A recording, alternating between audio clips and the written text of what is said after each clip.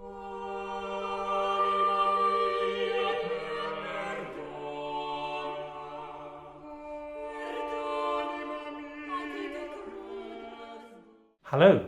and I thought I'd put on a tie today as May the 15th is the 453rd birthday of Claudio Monteverdi, and to celebrate that, I Fagiolini is today releasing online for the first time our film The Full Monteverdi, which we made in 2007 after 80 performances of the live show created by John Labouchardière. It was the show that changed us, an entire book of madrigals, Monteverdi's fourth book from 1603, which you'll know quite well by now if you've watched all episodes of Sing the Score, which, by the way, can all be found here. Now, I've always known that the modern audience for Italian madrigals was never going to be that huge. There's one on the UK's A-level syllabus, but for choirs to sing them, well, there's the issue of the Italian, unfamiliar certainly for British choirs, and to say nothing of how technically difficult the vocal lines are. But I say to you, this is one of the great publications of music for vocal ensemble of any period. And anyone interested in good music, whether classical music, rock or the jazz, should immerse themselves in it. And there's nowhere better to start than the film The Full Monteverdi. The particular madrigal we'll sing today is Anima mia perdona, my love forgive me. The text comes from Guarini's classic pastoral play Il Pastor Fido, the Faithful Shepherd, which he published in 1590 and which later became a source for opera texts, Handel and others using these in the 18th century. It's a sort of set of misunderstandings, soap opera really, about different pairs of lovers, and Monteverdi used texts from it in his fourth book.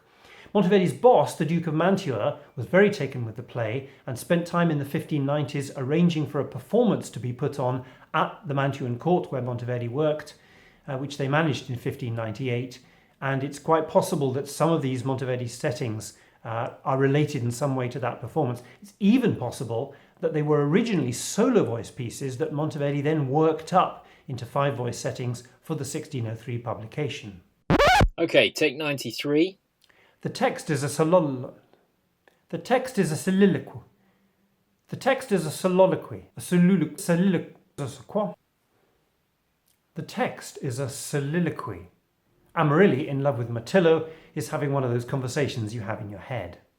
Anima mia, perdona chi te cruda sol dove pietosa essere non può. Perdona questa, nei detti e nel sembianti rigida tua nemica, ma nel core pietosissima amante. E, se pur hai desio di vendicarti, de qual vendetta aver puoi tu maggiore del tuo proprio dolore? Che se tu sei il cor mio, come se pur malgrado del cielo e della terra, qualor piangi e sospiri, quelle lagrime tue sono il mio sangue, quei sospiri il mio spirito, e quelle pene e quel dolor che senti son miei, non tuoi tormenti. So Amarilli is telling Mirtillo in her head that she's only nasty to him because she just can't be nice. And in fact, if he wants to revenge himself on her, then his own suffering is in fact harder for her than it is for him. So she would feel it more strongly than he does, because whenever he weeps and sighs, then the sorrow and pain that he feels are her pain and torment and not his. And all the blokes sitting here watching this are going to be with Ron Weasley. One person couldn't feel all of that. They'd explode. Just because you've got the emotional range of a teaspoon. I've said before about this book that in it Monteverdi reinvents madrigal textures from piece to piece. How does he do that in 1600 with only 5 voices? In this piece, the basic texture is just, roughly speaking anyway, just chords, no old-style polyphony. The parts are declaiming the text together. There's little counterpoint.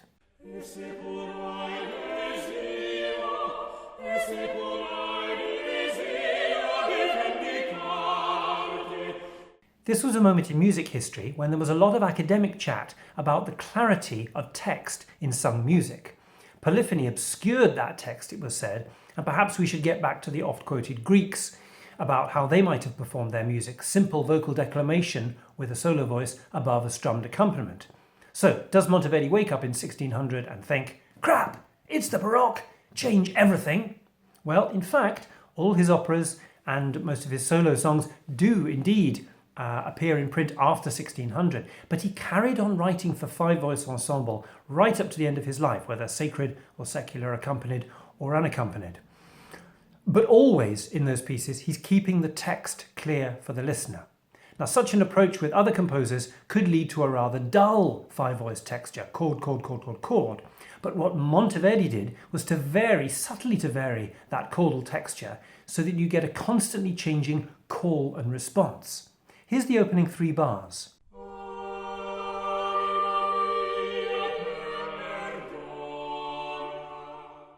I could simplify that as Anima mia perdona.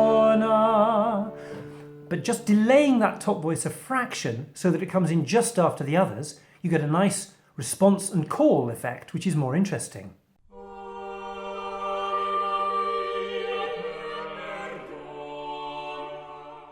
It's the same thing in the lower voices in bar 6. The alto leads, followed by the tenor and bass, but then all together at the end, so the text is super clear.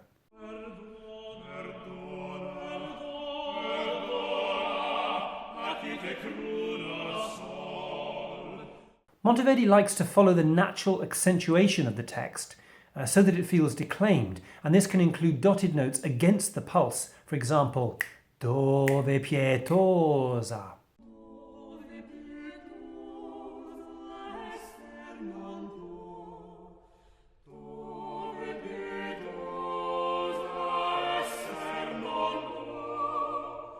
Watch out for that moment when it comes up in the score, because dotted quarter notes or crotchets on the 2nd or 4th beats of the bar are a classic tripper-upper when you're sight reading. I always pop one into my sight reading tests. Then, pardon the one who, perdona questa, 3 voices set as the simplest declamation. He then says it a second time for emphasis, with not only more singers and a wider vocal range, but also a tiny bit of decoration on the tenor part, ya-da-da-da-da, pleasurable to the ear, but not getting in the way of a listener understanding the text. At the words nei detti e nel sembiante, there's a double call and response. The alto sets it up, the quinto and basso follow, then as a third entry, the soprano comes in over the top, which is getting pretty close to polyphony, 3-part writing. But you can still follow the text because the harmony is static and your ear is in any case drawn to the top part like a moth to a flame.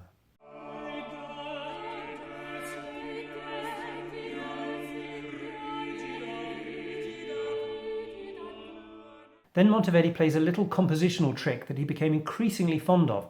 Having set up the phrase nei detti nel sembiante in the whole texture, he relegates that to just one lower voice, treating it as a sort of bass part, while bringing a new idea and new text across the top, ma nel core.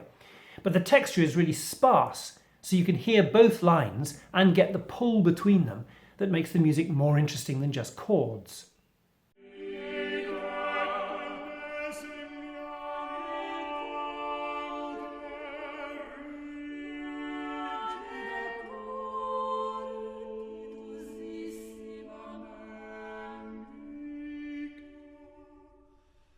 There's also a bit of harmonic spice in this piece as well, generally rather subtler than Gesualdo's "look at me, I'm enormous" sort of approach to it, but all the more telling for that.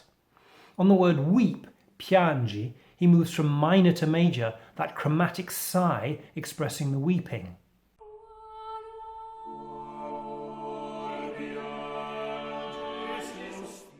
And having set up that major chord in the top voices, they hold that while the lower voices move to this, still a consonant chord, which between them create this bitter painting of the word weep. It's the fight between those two chords that gets this feeling of weeping, and it's always the feel that Monteverdi is so good at. Final thing, a real Monteverdi harmonic thumbprint. He moves from D major to F major. That's 3 harmonic steps up. So we call that shift up 3 steps a tertiary shift. Tertiary shift, a range of lingerie for people who really enjoy music theory. Oh, I say, I've been watching the game for a number of years now, and I'm here to tell you that is a new one on me. Some of the crowd went absolutely wild for that. Do you recall back in '61 at the Gabba, we had some unprepared dissonance? Older viewers may remember Steve Artusi's controversial intervention there. And of course, Hansi Cronje's infamous double suspension at Centurion in the year 2000. But a tertiary shift, wow, that is innovative stuff. So we've got number 1, simple declamation, chord, chord, chord. Number 2, the same but with 1 or 2 voices pulling either side of that or dropping in a dissonant passing note or a bit of decoration to give the semblance of something more musically and expressively interesting but without getting in the way of the clarity of the text. And thirdly, a couple of spicy chords.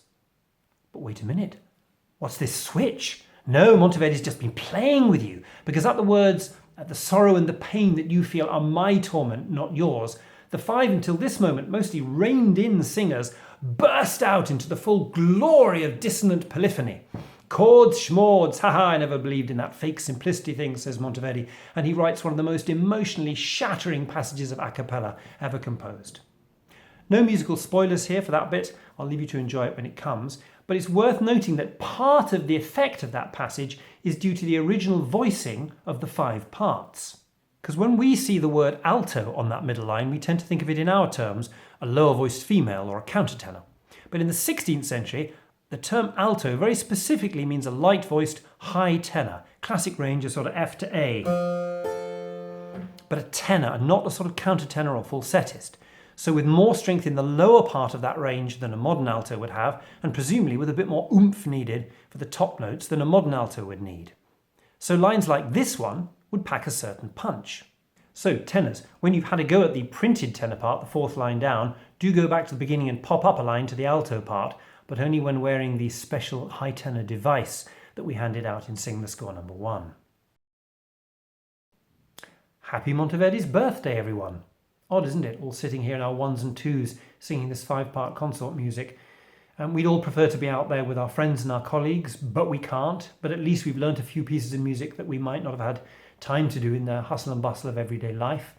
Now, when you've done with this tonight, grab yourself a glass, pop over and go and see the film. The link to it is underneath here in the More info box. There are 2 links. One is for the film, and the second one is for a Zoom meeting we're going to do. Anyone's welcome at 9:15. If you've seen the film by 9:15, come and join me and John Labouchadière, the director, and maybe some of the cast. You can ask questions. We can all have a laugh. It can be a bit of therapy. Lastly, these things take time and money to make, and I'm also trying to raise money for the Fagiolini singers who are stuck at home at the moment. So firstly, please do press the subscribe, which is free, so that you know about the new ones as they come up. But do make some sort of payment if you can at efagiolini.com/friends. Or better still, join our little niche friends organisation. It's just £30 and you'd be very welcome. Here's Greg with the warning. Okay, seriously, dudes, here's the warning. Don't sing this like it's some crappy instrumental piece, okay?